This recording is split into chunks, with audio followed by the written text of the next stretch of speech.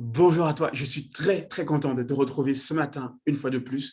Et on va continuer notre série sur les prières exaucées efficaces que l'on retrouve dans la parole de Dieu. Et aujourd'hui, j'aimerais parler donc de la prière d'accord. On va lire tout de suite dans le livre justement de Matthieu, chapitre 18 au verset 19.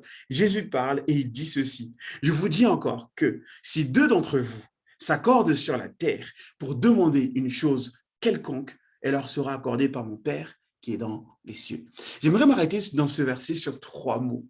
Le premier mot, c'est deux. Il y a de cela quelques temps, quelques jours, le 3 avril, on a eu ce live superbe sur la foi enracinée avec notre invité, le pasteur Mathieu Thoman. D'ailleurs, je vous invite fortement à aller écouter. Le lien est dans notre bio. Ça va vous faire beaucoup de bien, surtout dans les temps dans lesquels nous sommes.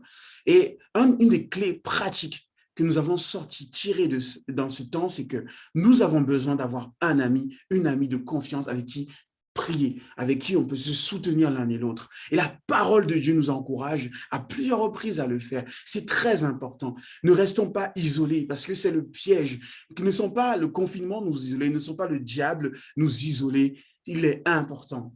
Si tu es marié, prends le temps de prier avec ton mari ou ta femme. Si tu as des enfants, fais-le avec ton enfant.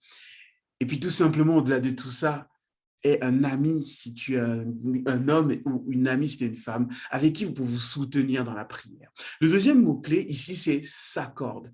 Accord, le mot accord. Ça paraît simple et évident, mais je vous assure, c'est plus compliqué à mettre en place que ça. Une des choses à laquelle le diable s'attaque, c'est justement l'accord entre les chrétiens. Il va toujours essayer de mettre la division, la séparation, l'inimitié, parce qu'il sait qu'ensemble, on est plus fort. Et c'est la parole de Dieu qui le dit. Donc, mettez-vous d'accord avec votre ami, mettez-vous d'accord avec votre mari, votre femme, et priez, intercédez l'un pour l'autre. Mettez-vous d'accord, priez. Mettez-vous d'accord. Mettez-vous d'accord. Troisième mot sur lequel j'aimerais m'arrêter, c'est quelconque. C'est hallucinant. C'est la première fois, vous remarquerez, depuis qu'on a cette série, qu'on a un texte qui nous dit un sujet quelconque, quel que soit ce que tu demandes. Quel que soit ce que tu demandes. Je vous en conjure, ne limitons pas Dieu parce que Dieu n'est pas limité. Vous connaissez comme moi ce verset dans Éphésiens chapitre 3 qui nous dit que il est celui qui peut faire infiniment au-delà de ce que nous pensons, imaginons. Alors, quand nous prions, ne nous limitons pas.